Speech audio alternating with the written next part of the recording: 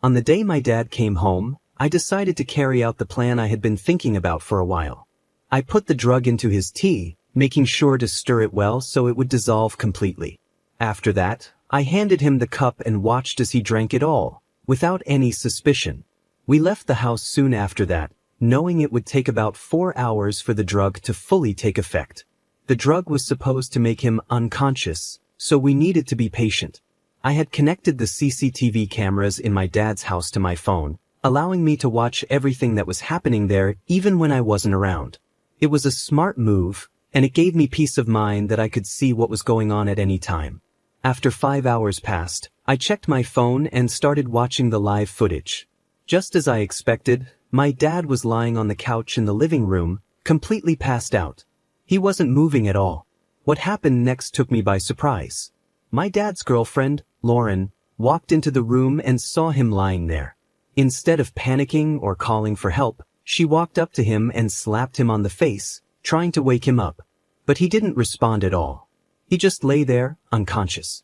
Rather than getting worried or concerned, Lauren did something shocking. She started jumping up and down, clearly excited. It was as if she had been waiting for this moment. After her little celebration, she pulled out her phone and made a video call to someone. The person on the other end of the call was a man. With a big smile on her face, Lauren told him, "The old fool is dead, baby. We're rich." She was convinced that my dad had died and that she was now going to inherit all his money. Lauren had been deceived into believing that my dad had changed his will to leave everything to her. It all started when my dad introduced Lauren to our family, telling us that she was his new girlfriend. At first, we thought he was joking. "My name is Scott, and my dad is 75 years old. My siblings and I are all adults now, and most of us are married. My 3 older siblings even have kids of their own, while my wife and I are still planning to start a family. My dad is a wealthy man. He and my late mother built 2 successful beverage companies from the ground up. They worked tirelessly to make their brands well known, and now their products are famous. My mom passed away 12 years ago, and my dad never remarried. So when he suddenly called us all together and introduced us to Lauren, we were completely shocked. That day, we thought my dad had gathered us for one of his usual family meetings where he gives us advice. But when we saw Lauren, we were all stunned. She looked so young, and we couldn't understand how she could be in a relationship with someone as old as my dad. My first thought was that she was just a new housekeeper he had hired. But my dad proudly introduced her, saying, "This is Lauren, my new girlfriend. I'd like you all to treat her with the same respect you give me. Since your mother's death, no one has shown any interest in me, but Lauren did. I'm happy with her." Hearing this, I felt a mix of anger and confusion. How did they meet? When did this relationship start? Were they really in love? I couldn't help but question her intentions. "Does she even love you?" asked my dad. He replied confidently, "She loves me. We've been together for a month, and I can't tell you how happy I've been. She's the best thing that has happened to me since your mother. And she feels the same, right, baby?" Lauren nodded, but I wasn't convinced. She was only 27 years old, and my dad was 75. The age difference was huge, and it was hard to believe that she could truly love him. "How old are you?" I asked Lauren, still trying to make sense of the situation. When she told me she was 27, I was shocked. It confirmed my suspicions. A young woman like her would only be interested in a man as old as my dad for one reason: his money. There was no doubt in my mind that she was after his wealth. "Dad, you need to break up with her," I said, trying to reason with him. "She's too young, and you can't seriously think she's in love with you." But my dad was blinded by his feelings for Lauren, and he refused to listen. He believed that she truly cared for him, but I knew the truth. She was only with him for what she could gain, and now, watching her celebrate on the CCTV footage, I was more convinced than ever. "I'm 52 years old, Dad, and she's young enough to be your granddaughter. This just doesn't feel right at all." I couldn't believe what I was seeing and hearing. My father, a man in his 70s, was seriously dating a woman who was only 27 years old. The age difference was so massive that it was hard to wrap my head around it. I wasn't the only one who felt this way either. My sister quickly jumped in to agree with me, her voice firm and unwavering. "Dad, this is wrong in so many ways. And you, young lady, she turned to Lauren. "There's no way you're actually in love with my father. I just don't believe it." Lauren, however, wasn't fazed by our disbelief. She looked us both in the eye, her expression sincere, and calmly explained, "I understand that it's hard for you to believe because of how young I am. But please believe me when I say that I genuinely like your dad, a whole lot. In fact, I've never been in a relationship before because I've never been attracted to younger men. Your dad is the first man I've been with, and I haven't regretted a single day spent with him. I love him." Her words were smooth, convincing even. I had to admit she was good with her words. It wasn't just what she said but how she said it that made it so believable. She didn't need to do much more than talk, and somehow, she managed to lower our defenses. My sister and I exchanged looks, still skeptical but also unsure of how to respond. Could she be telling the truth? Could someone so young really fall for a man so much older? We spent the rest of that day at my dad's house, trying to get to know Lauren better. She was incredibly hospitable, going out of her way to make us feel comfortable. She even prepared a delicious meal for us, and my sister, who rarely complimented anyone, couldn't stop raving about how good the food was. Lauren was so thoughtful that she even packed some extra food for my sister to take home, knowing how much she had enjoyed it. There was something so humble and down-to-earth about Lauren that made it hard to dislike her. She was kind, polite, and seemed genuinely interested in our family. After that day, we met Lauren a couple more times, and with each meeting, our skepticism slowly began to fade. She was consistent in her kindness and care, always making sure my dad was happy and well taken care of. My dad, who had been lonely for so long after my mom passed away, seemed to have found new joy in life with Lauren by his side. He would call me nearly every evening, his voice full of excitement as he recounted the day's events. He talked about how Lauren helped him with everything from cooking to laundry, even washing the dishes after meals. They went out on dates regularly, and he always sounded so happy, almost like he was reliving the days when my mom was still alive. It was strange, but in a way, it felt like my mom had come back into our lives, not in the same form, but through Lauren. As the months passed, my siblings and I found ourselves growing fond of Lauren. We couldn't help it, she was just so lovable. She wasn't just there for my dad. She also took an interest in our lives. I owned a small restaurant at the time, and although it wasn't very big, Lauren would often stop by to help me out with various tasks. She was always willing to lend a hand, whether it was in the kitchen or with organizing things around the place. My older siblings, who had children of their own, also appreciated her help. She would visit them from time to time and offer to babysit or help with whatever they needed. About 6 months into their relationship, my dad dropped another bombshell on us. He and Lauren were getting married. I remember the day he invited us over to share the news. He was practically glowing with excitement, like a young man who had just fallen in love for the first time. But there was something strange about the whole thing. According to my dad, Lauren had proposed to him. She had taken him out on a date at a nice restaurant, and in the middle of their meal, she had pulled out a ring and asked him to marry her. I was stunned. It's not every day you hear about a woman proposing to a man, especially not in a situation like this. It was supposed to be the other way around, wasn't it? Why would she take the initiative to propose after just 8 months of dating? It didn't add up. When we asked my dad why she did it, he said that Lauren was afraid he might not want to marry her because of the age difference. She was worried that he would hesitate, thinking she was too young. So she decided to prove that she was serious about their relationship by proposing herself. My dad thought it was cute and thoughtful, a sign of her commitment and readiness for marriage. I wasn't so sure. The whole situation felt off, but my dad seemed genuinely happy, and Lauren continued to be as sweet and supportive as ever. It was hard to argue against the marriage when both of them seemed so certain about it. I wanted to believe that Lauren's intentions were pure, that she truly loved my dad and wasn't just after his money. But there was always that nagging doubt in the back of my mind, the feeling that something wasn't quite right. The wedding was a small affair, just close family and a few friends. My dad was over the moon, and Lauren looked radiant in her wedding dress. As I watched them exchange vows, I couldn't help but wonder if this was really what was best for him.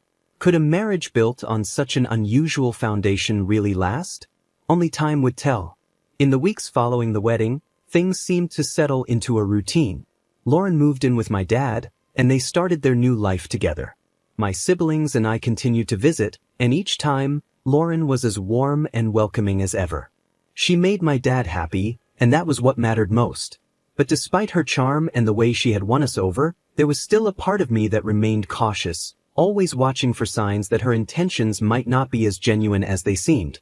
Looking back now, I realized that my initial concerns were valid. Lauren had been very strategic in the way she presented herself to us, carefully crafting an image of the perfect partner for my dad. She knew exactly what to say and do to win our trust, and in the end, we were all taken in by her act. But as time went on, the cracks in her facade began to show, revealing a different side of her, one that was more focused on what she could gain than on truly loving and caring for my father. It's hard to admit, but I should have trusted my instincts from the beginning. My dad deserved better, and it pains me to think that we didn't see through Lauren's act until it was too late. Love can be blind, and sometimes, it takes more than just good intentions to protect the people we care about. At first, I thought the same as everyone else. It made sense to me that Lauren might have believed my dad would never marry her because of the significant age gap between them. So, when she proposed to him herself, I saw it as a clear sign that she was genuinely ready for marriage. That's what I convinced myself to believe, so I decided to support her in every way I could. My siblings seemed to share the same reasoning. We all came to an agreement that their marriage was okay, even if deep down, we had our doubts. It wasn't as if our disagreement would have stopped the wedding anyway. Our dad was determined to go through with it. As we began preparing for the wedding, I noticed something that seemed a bit off. Lauren was very insistent on having a court wedding instead of the traditional church ceremony. This struck me as odd, given that our family had always valued religious ceremonies. I voiced my concerns, and my siblings did the same.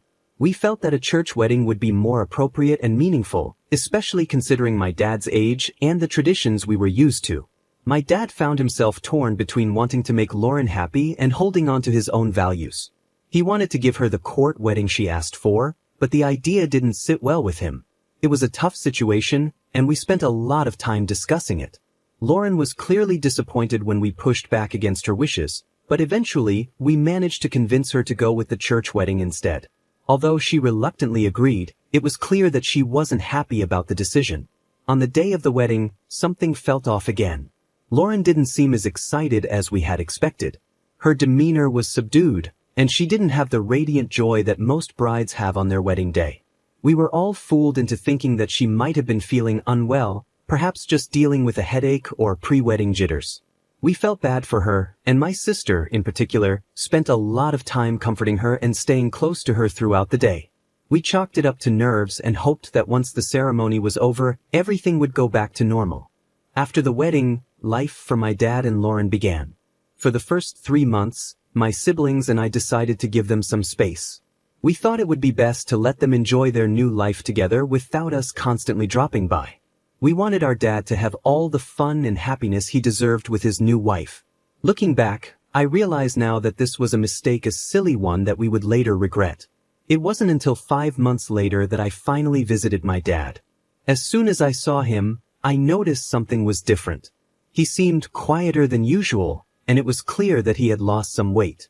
His clothes looked a bit looser, and his face had a tired, worn-out look that I wasn't used to seeing. When I asked him if he was okay, he put on a smile and assured me that everything was fine. But I know my dad too well. His smile didn't reach his eyes, and I could tell that something was bothering him. While we were talking, Lauren walked into the living room. I noticed that my dad flinched slightly as she entered, which made me frown.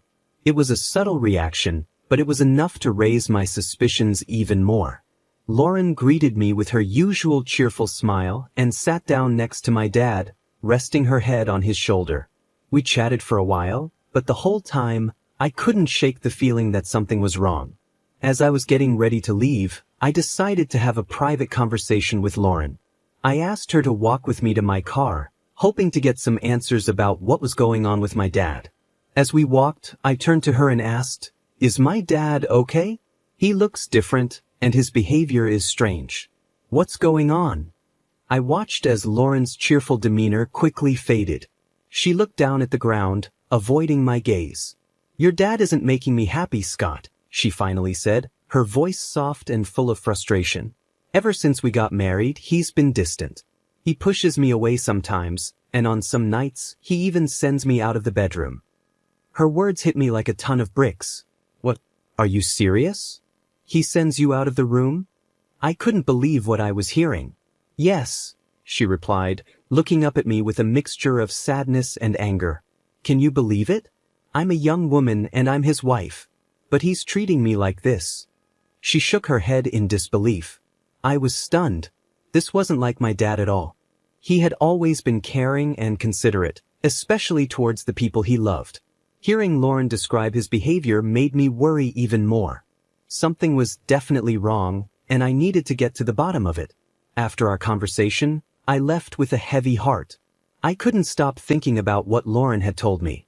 The image of my dad, distant and pushing her away, didn't fit with the man I knew. But at the same time, I couldn't ignore the fact that Lauren seemed genuinely upset. She had always been so good to my dad and to our family, and I had started to believe that maybe she really did care for him.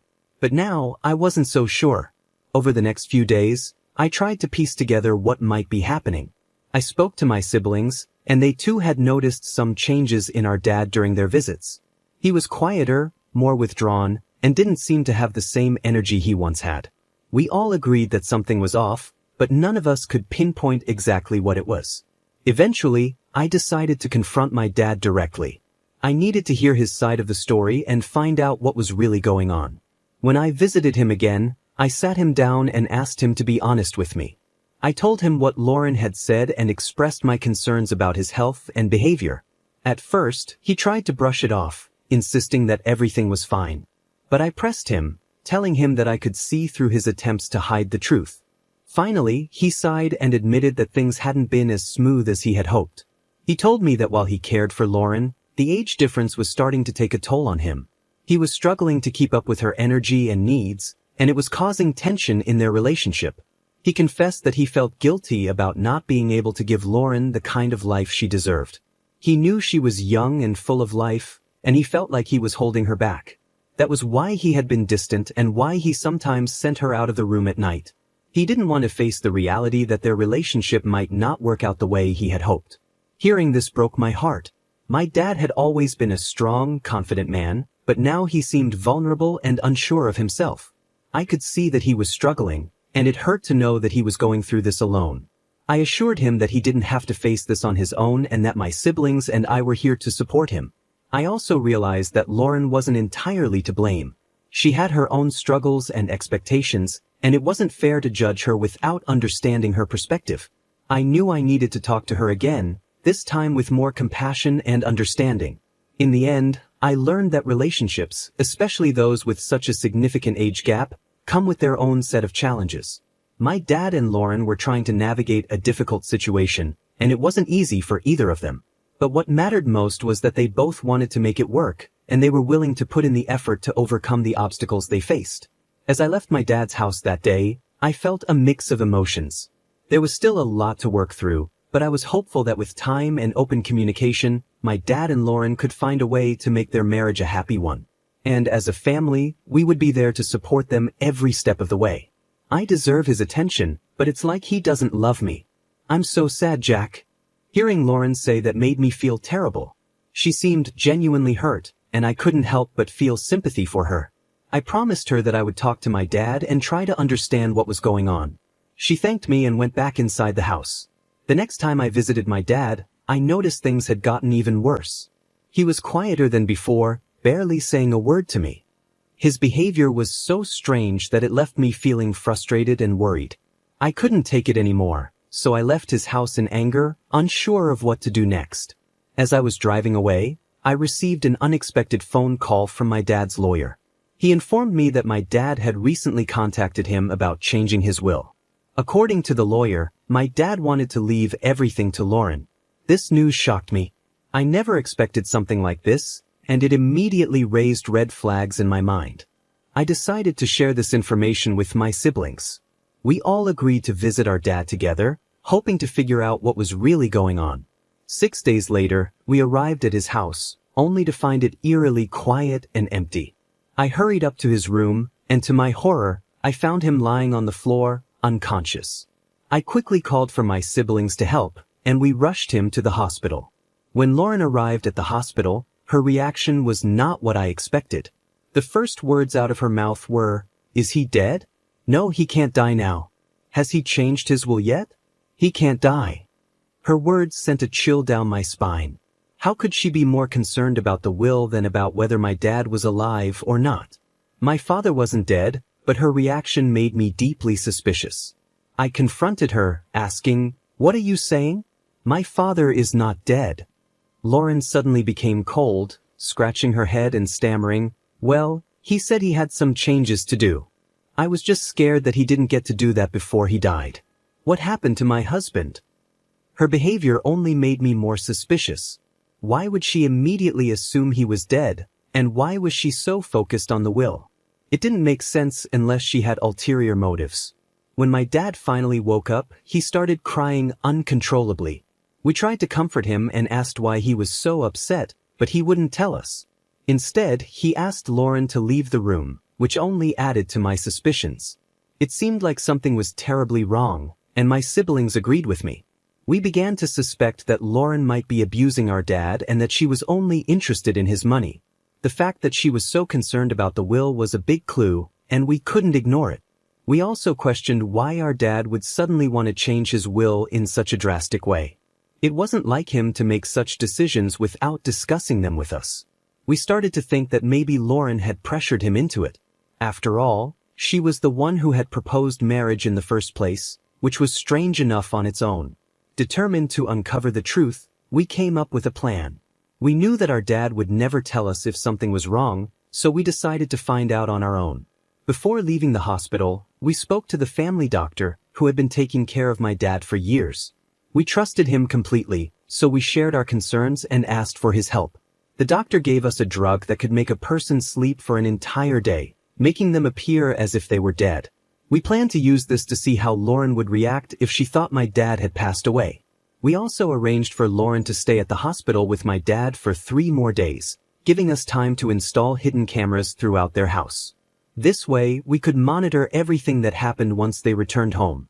On the day my dad came home, I put the drug into his tea, making sure it was well mixed so he wouldn't notice anything unusual. After he drank it, we left the house, knowing that it would take about 4 hours for the drug to take full effect. I had connected the cameras to my phone, so I could watch everything in real time.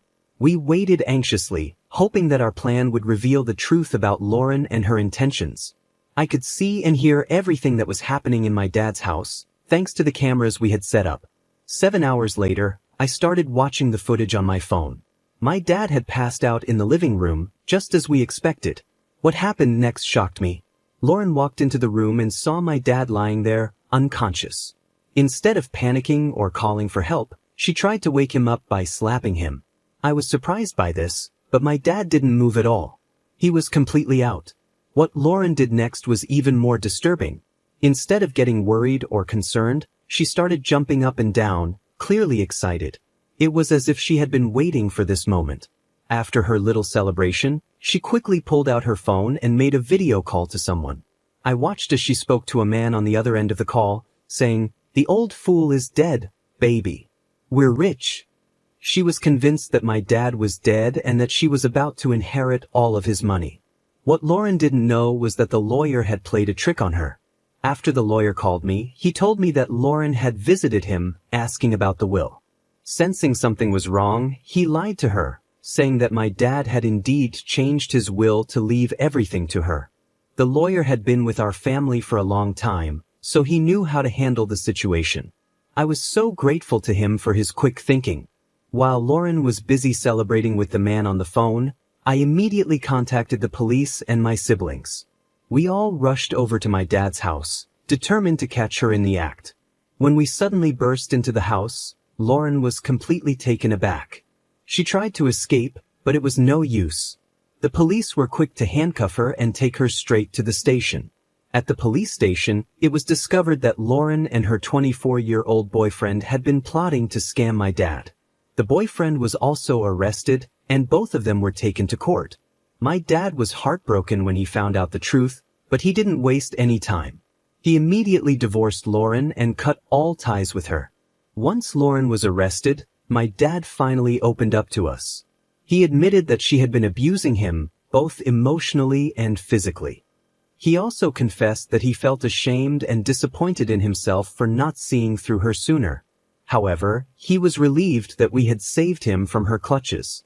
My dad also made it clear that he would never date or marry anyone ever again. He was done with relationships after this terrible experience. In court, Lauren was charged with emotional and physical abuse as well as fraud.